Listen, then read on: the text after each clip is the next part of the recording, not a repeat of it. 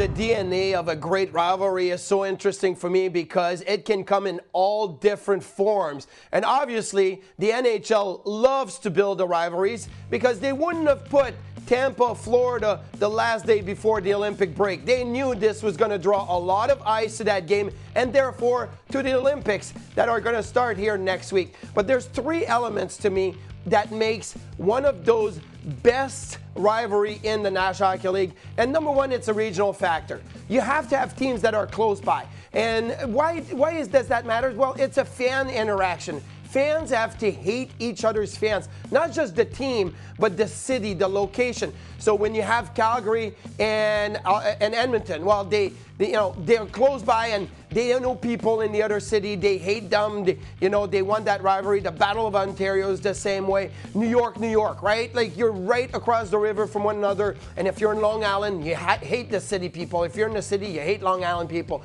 So Tampa and South Florida, it's perfect for that because, South Florida is like, hey, we're the cool people. Tampa is like, no, this is the place to be. So regional factor works best. Number two, teams have to be good.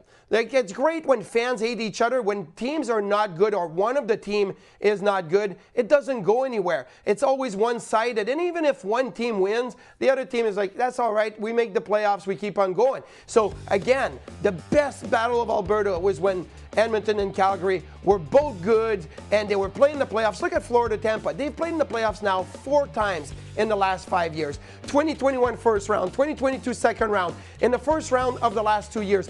And they've won cups. Like, a team from Florida has been to the Stanley Cup final every year since 2020. So that makes a rivalry right there because it's not just the fans, then it becomes the players and it becomes great. And number 3 for me, you need great villains. You look at Florida-Tampa this year. Twice they played in November and the games were normal. And all of a sudden they play late December and Matthew Tkachuk is nearing a return even though he wasn't in that game. And then you get fights and you get all the scrums and everything. Why? Because Matthew Tkachuk is an antagonist. He's a villain. Brad Marchand is also a villain. But let's not forget about Nikita Kucherov, Brendan Hagel. Like, yes, they're great players, but they are villains. So you got to love your villains. You got to have the villains. So when I look forward, I want to see more rivalries. So I'm looking at, could Anaheim, San Jose develop a rivalry? A lot of good young players. Yes, regional. Yes, they're not good yet, those two teams, but they will be good in the future.